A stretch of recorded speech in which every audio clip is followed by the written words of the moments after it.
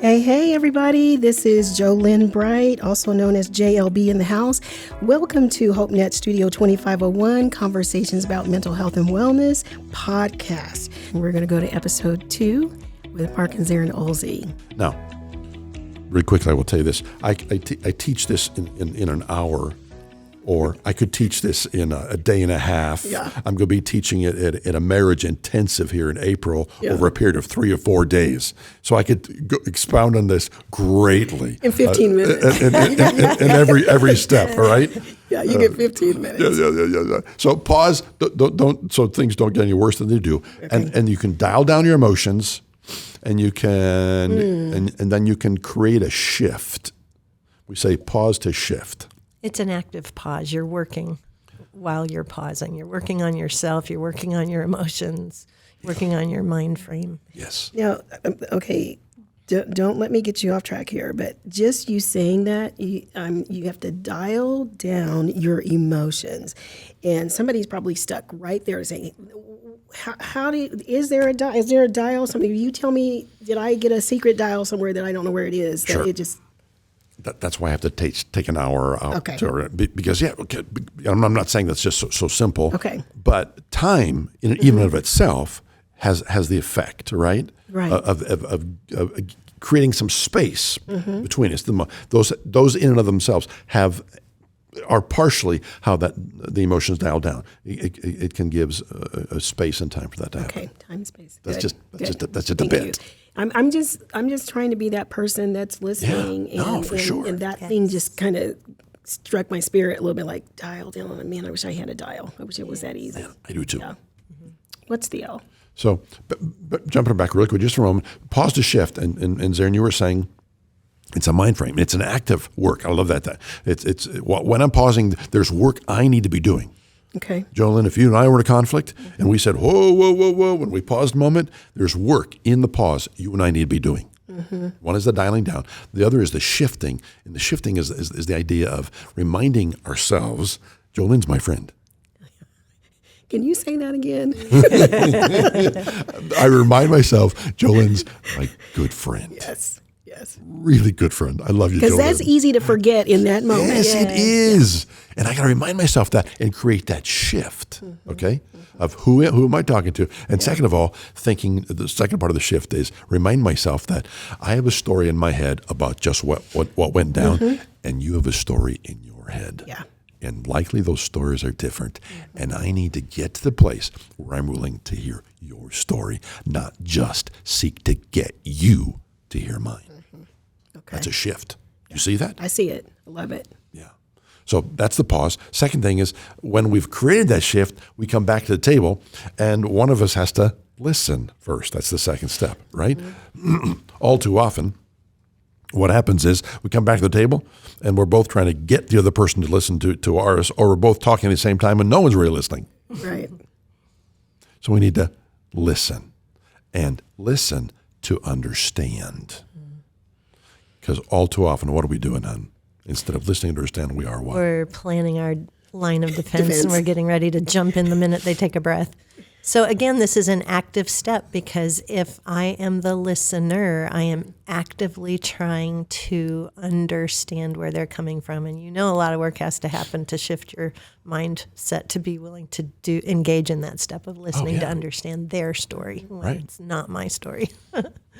Because, like, as you said, constantly, as they're talking, Jolynn, if you were talking to me and saying, well, Mark, you're complaining about something, and you said to me, and Mark, you always do this, right? The moment that always word comes in, my mind is like circling all around that word, and I'm off thinking why that's not true, and I can remember the last time it wasn't true, and I'm going all over here, and I've lost you. I'm no longer listening. Right.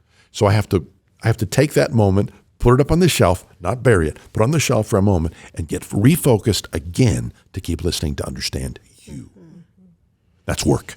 That takes work. WORK. Yeah. Okay, next step.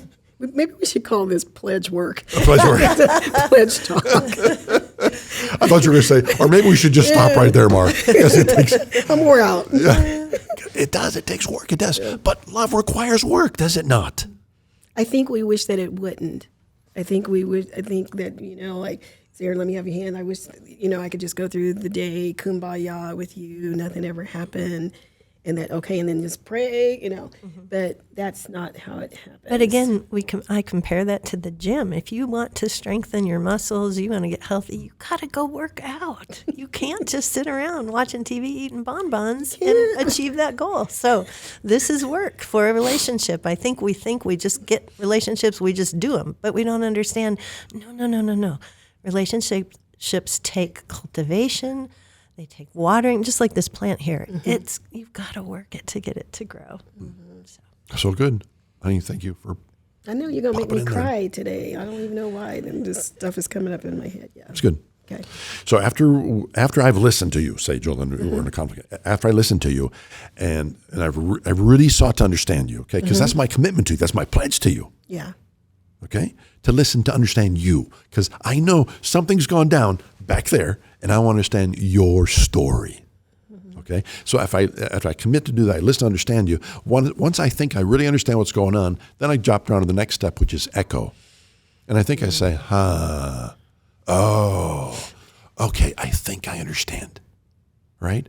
But if I just said there, I think I understand, and then I started talking, Okay. you'd be left hanging like, does he really understand? And I want to show you that I understand. Okay. And I do that by echoing back. I say, oh, Jolynn, this is what I hear you saying. So you're saying that half hour ago when we had that conflict, what was going on in your head, in your mind, was this and this and this and this and this. Is that right? Yes. Yes. Yeah. And then what happens? Then you feel, Validated and heard. Yeah. Interesting. I know you're kind of playing with me, but you feel emotional. Why? Because someone, I think, cared enough to listen well enough to really, really understand you. And every single one of us wants to be understood. We want to be heard and understood. And when I can echo back what you've said, and you go, oh, yeah, that's it. You're right. You feel heard. You feel understood. And that to me, that's love. I want to commit myself to you in such a way that you will feel loved in that regard, heard and understood. Thank you. You're welcome. Yeah. And there's a connection there. Yeah, and wow, and that deepens our connection and our relationship and our friendship and our, if I can say the words again, our appreciation of, our enjoyment of, our delight in each other. That's what I long for. That's why he teaches again, because what we experience, I want everyone out there to be able to experience, and I believe they can if they have this underlying pledge of being committed to love, and then they carry it out in the way they communicate. I need to breathe right now because I forgot we were doing the interview, and just that's huge. And our listeners probably are just saying, like, not trying to project on them, but what I'm feeling right now is like that is a deep felt need. And when it does happen, for some people, it may be so new. Yes. Like, wow, like, and can I believe it? Is this going to last? Is this, is it going to happen the next time and the next time? Yeah. And I want to be in relationships with not only my wife, but Joel, with you as well, where when I'm with you, I want you to know that you can count on that. Yeah. And when I tell you, when you and I have that with each other, or with a friend and I have that consistently, that relationship just grows deeper and deeper and deeper, which is what we all long for. We were created and made for relationship. And I always say, there is more. There's more we can experience when we love well, with our heart, with our intention, and in the way we communicate. There's more. As I'm sitting here, and I didn't know I was going to go there to feel it so deeply, but it also puts me in a spot too to say, I don't want to just receive that. I want to give it. Like, okay, I know what that feels like now, and am I doing the same?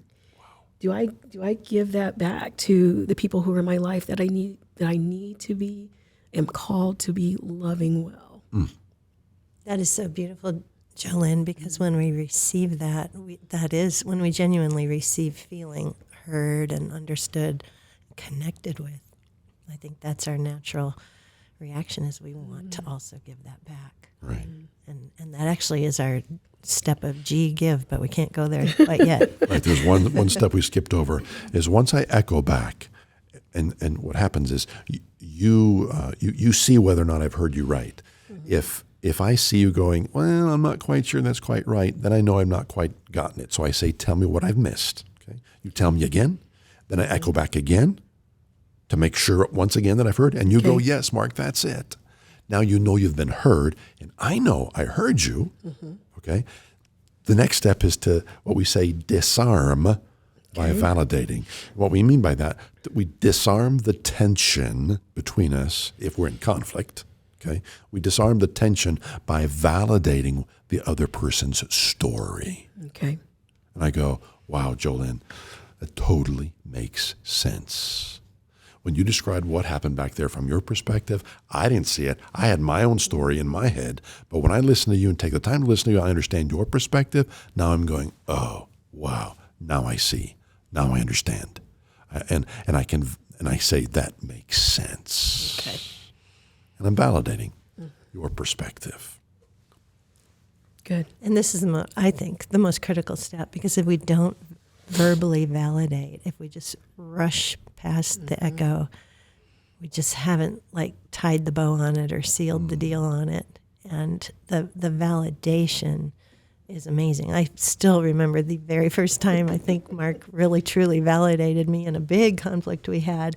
I remember where I was standing in the kitchen. I remember his validation, and it was just like, oh my gosh, wow. I so appreciated that. It just meant a lot, because I knew he didn't agree with me.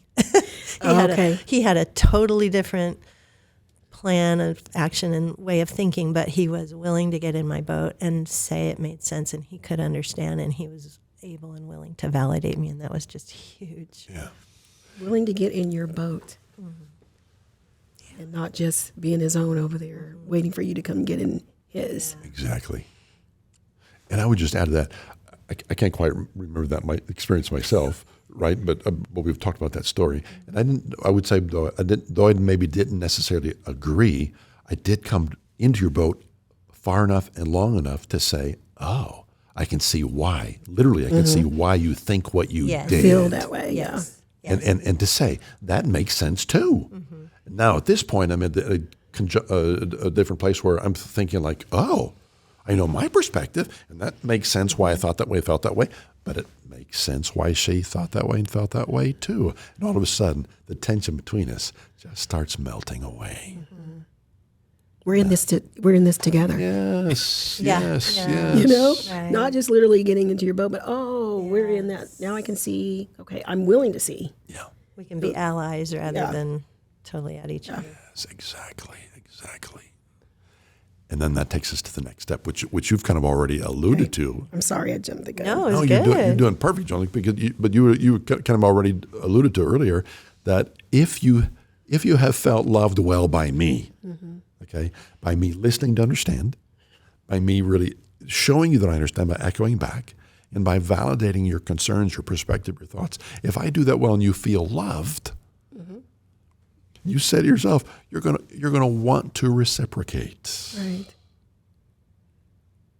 And you're going to say something to the effect, and it naturally happens when I teach couples this in a conference setting or training setting. Couples will often say, they by themselves, without even me coaching them, they now turn things around, and they say, now in essence, hey, can I now hear your perspective? You've loved me, in essence, you've loved me so well Yeah. by listening to me. Now I would like to do that same for you.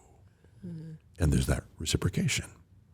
And if it's not a marriage situation, I always like to think of the words, if it's with a colleague, I've shown that I have valued them, I show that I have honored them, and they would still tend to naturally want to reciprocate that sense of honoring one another. Yeah. And even if they don't, and there's a little getting into all kinds of different nuances for the other the greater training. But even if they don't, okay, even if they don't reciprocate, I know at least I've done something. I've loved well. Whether they reciprocate that or not, I know that I've loved well, and that's my goal. That's the goal of what we're teaching, is to learn how to love well, whether or not someone else responds. Yeah. Let me say something while it's coming to me. Yeah. Because the thing that happens with a disconnect is that we think it's here or here, but it's also here. That I feel like I even can't talk to God anymore because I'm kind of mad with him because I'm ready. Yeah, it's my deal. And because sometimes I'll even say to God, I'll be talking in the midst of it, like, you need to tell him to do blah, blah. I'm like, but he did, Sure. And I keep on hearing him say, Jolynn, go say you're sorry.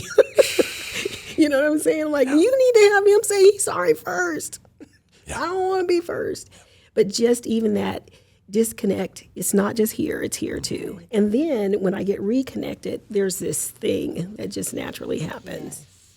I think that's the beauty of a relationship with the Lord, is he so tenderly works on our hearts and will, help me not just point the finger at Mark. Yeah. If I had time, I'd tell you a story of where God and I had a pretty lengthy dialogue about this very kind of thing, saying it's not all your wife. Right now we're working on you, Mark. And I go, oh, dear. Okay. Not that again. Yeah, not that again. But yes. Oh, how crucial that is. Yeah. How important that point is. Thank you for sharing that. That was great, Jolynn. Yeah. So finally then, getting down to the last step. So the G is that give? Is give, yeah. And then what happens is the giving is the idea of once I've loved you, right, the way we communicate, now you love me. Okay. And you give me an opportunity to share my perspective. So it's not the same as mine? Okay, it might be. It might, or it might not be. Yeah. So you say, Mark, can you give me your perspective? And then we loop back up, and now you what? What do you think? Listen. And then echo. And echo. And echo until I get it right. Okay. Yes, yeah. And then I'm disarmed, validating.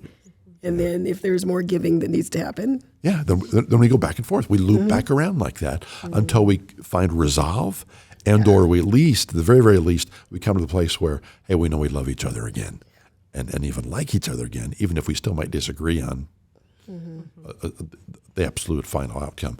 We know we're at a much better place relationally because we've loved each other well in the process. A while back when you guys were talking, I wrote down time, ? Because Zerrin, you did allude to this. You said takes time. Yes. And so I'm thinking there's got to be some slowing down, and then our busy lives and just how things can happen in a moment. And then we're gone. Like, we were fine, and then a moment later, it's not so good.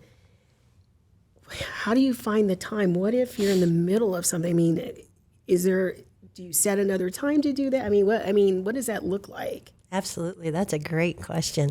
Yeah, a lot of times we'll schedule. We'll have to schedule, hey, when can we talk about this? Maybe tonight after the kids go to bed, or maybe tomorrow. I don't know, but it does. It takes time. And again, that's that whole point of the commitment. Working out at the gym, you've got to schedule that in. And people, I know it's so hard to do, but it's so valuable. It's just like savings for retirement. If you don't commit to start, it's I'm going to have to come live with y'all.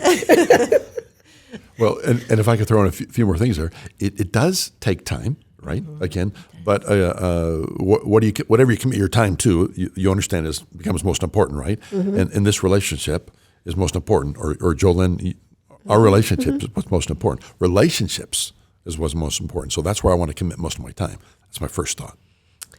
Do that again, Mark. You said, are you going to commit most of your time? I mean, I want to commit most of my time to relationships. Can you say that one more time? I want to commit most of my time to relationships. Oh, yeah. Oh, absolutely. Seriously? Honestly? You want to commit most of your time to relationships?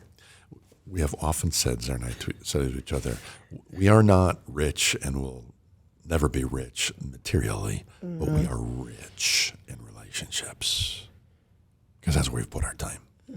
And I'm not saying that in any kind of a braggingly way. Right, I'm saying that because I understand how significant they are and how there's nothing. I mean, I personally understand and I know experientially there's nothing more that matters in life and matters to me than relationships.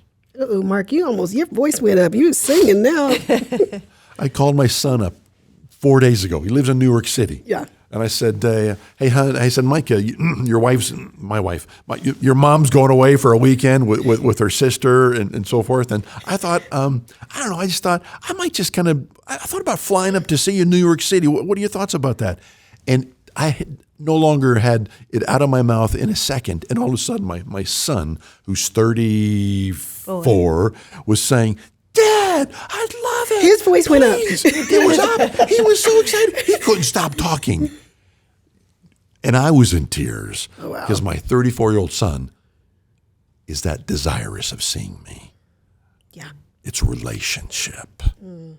So put your time in what matters most. That's my first thought real quick. Yeah. My second thought is it does take, working through Pledge takes a lot more time at first because you're just figuring it out. You're learning it. So it takes more time at the beginning whenever you learn something new, right? But once you learn it well, it'll come so much more naturally. It will save you time.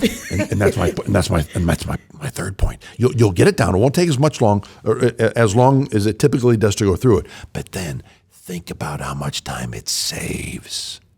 Yeah, of not being disconnected. Like exactly. Yeah. Yes. And how much relational angst it saves. Yes. Oh my word! I said this to a couple in front of me one day, and that answered that very question. And he looked at me and said, "Wow, yes, I wished I had known this 15 years ago."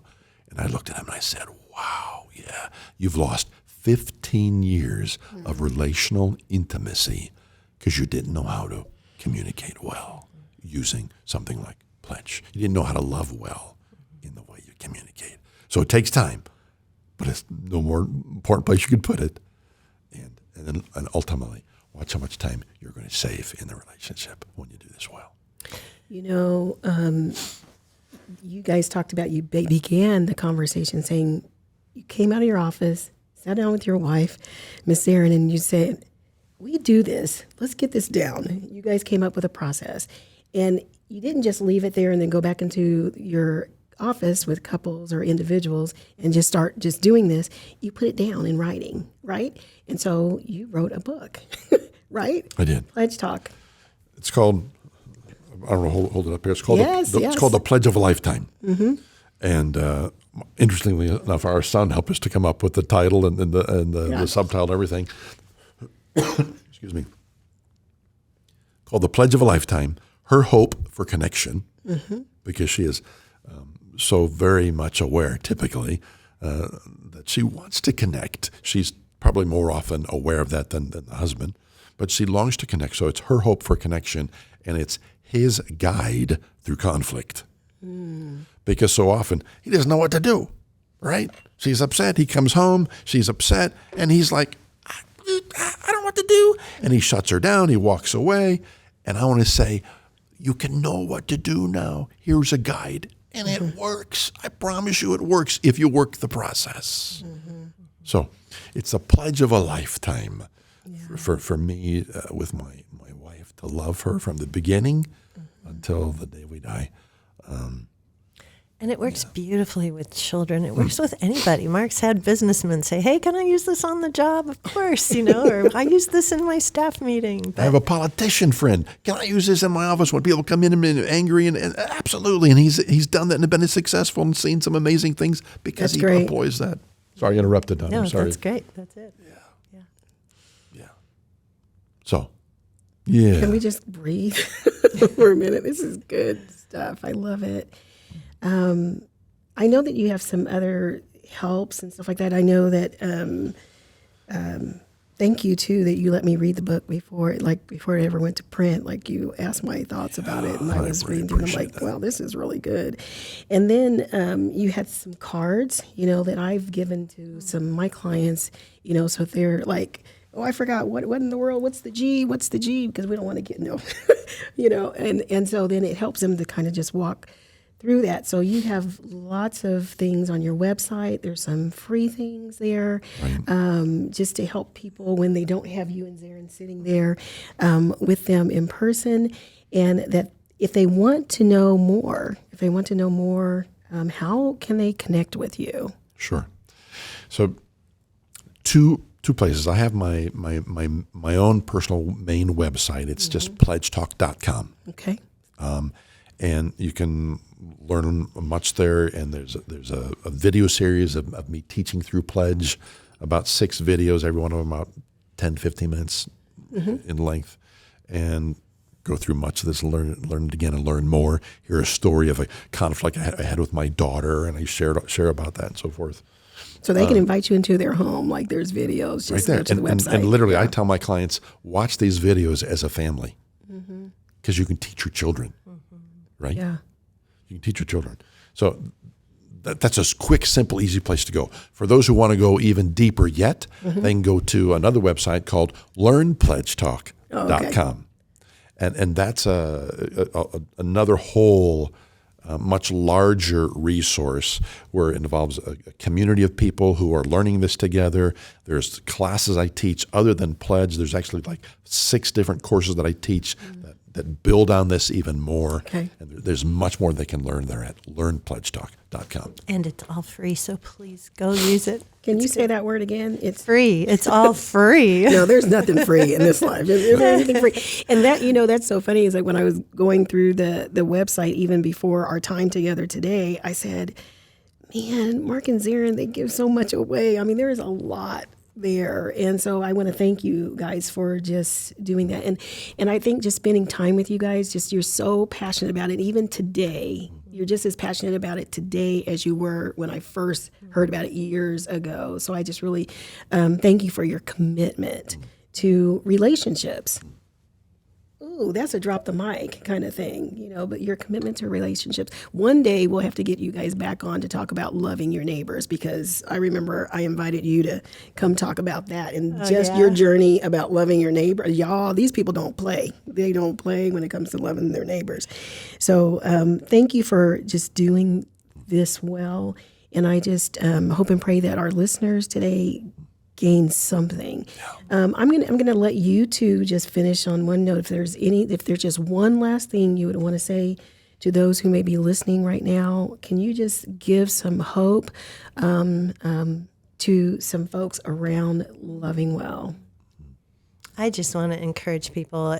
Relationships are a journey, but there is so much hope. They can be better, and no matter what situation you're in with a child, a spouse, a neighbor, a colleague, there is hope. There's always hope, and there's some great tools. And I'm just grateful for the way God has worked in our lives to grow relationships. Yeah. Good. Thank you, Zerrin. And I want to just say, you can do this. It does take work. But I have counseled, coached, trained so many people to do this. And literally, if you just sit down and learn the process, read the book, watch the videos, and then before God say, change my heart, the old song we used to sing years and years ago, change my heart, oh God. Change my heart, oh God. You got a lot of singing going on today. We could do that. We could do that together. Make it ever true. Change my heart, oh God, and make me more like you, right? God, give me the heart to love well. And then here's how. I've studied this thousands of hours to try to figure out how to help people. Did I just create this? No, I really believe this is the kind of conversation that we all long for, that we all desire, but we're not practicing. And I want to say, if you just learn it well, you can love well in the way you communicate and deepen those relationships to be what you really long for them to be. Okay. Thank you, Joan. Yes. Thank you, guys. Well, you've heard it here. Loving well through conflict. I think just loving well, ... period, is just good. And so we just want to thank Mark and Zerrin for being here today. Mark and Zerrin Oelze came into the house and spent time with you. And the thing is that you can always re-listen to this podcast too. Say, like, let me back that up a little bit. What did they say there?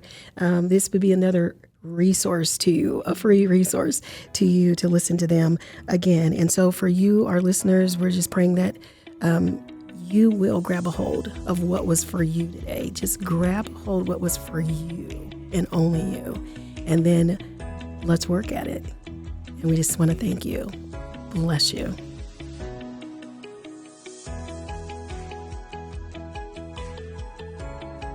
Thanks for listening to Studio 2501, conversations about mental health and wellness.